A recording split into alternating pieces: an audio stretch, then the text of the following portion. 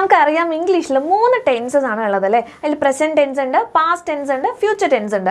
Present tense എന്ന് വെച്ചാൽ ഇപ്പോൾ നടക്കുന്ന കാര്യങ്ങളാണ്. പാസ്റ്റ് ടെൻസ് എന്ന് വെച്ചാൽ കഴിഞ്ഞു പോയ കാര്യങ്ങളാണ്.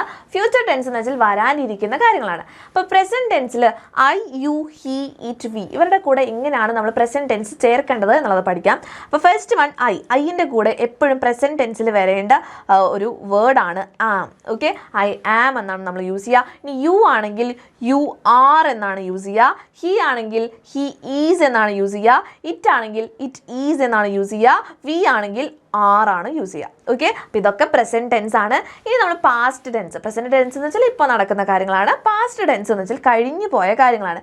ഓക്കെ, അപ്പോൾ കഴിഞ്ഞു പോയ കാര്യങ്ങൾക്ക് നമുക്ക് യൂസ് ചെയ്യാൻ പറ്റുന്നതാണ് ഐയുടെ കൂടെ വാസ് യൂസ് ചെയ്യാം. I was. ഓക്കെ, യുവിൻ്റെ കൂടെ വേർ യൂസ് ചെയ്യാം. You where.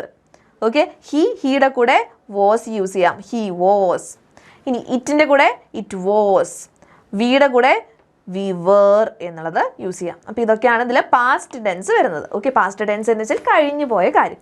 ഇനി ഫ്യൂച്ചർ ടെൻസ് ഉണ്ട് അല്ലേ, വരാനിരിക്കുന്ന കാര്യം, ഭാവി കാലം. അപ്പോൾ ഫ്യൂച്ചർ ടെൻസിൽ I, you, he, it, we ഇവരുടെയൊക്കെ കൂടെ എന്താണ് യൂസ് ചെയ്യുക എന്നുള്ള കാര്യം എൻ്റെ കുഞ്ഞുങ്ങൾ എന്ത് ചെയ്യുക, താഴെ കമൻറ്റ് ബോക്സിൽ കമൻറ്റ് ചെയ്യുക. അപ്പോൾ ഈ ഒരു ഷോർട്സ് യൂസ്ഫുൾ ആയിട്ടുണ്ടെങ്കിൽ ഉറപ്പായിട്ട് ലൈക്ക് ചെയ്യുക, ഫ്രണ്ട്സിനൊക്കെ ഷെയറും കൂടെ ചെയ്ത് കൊടുക്കുക.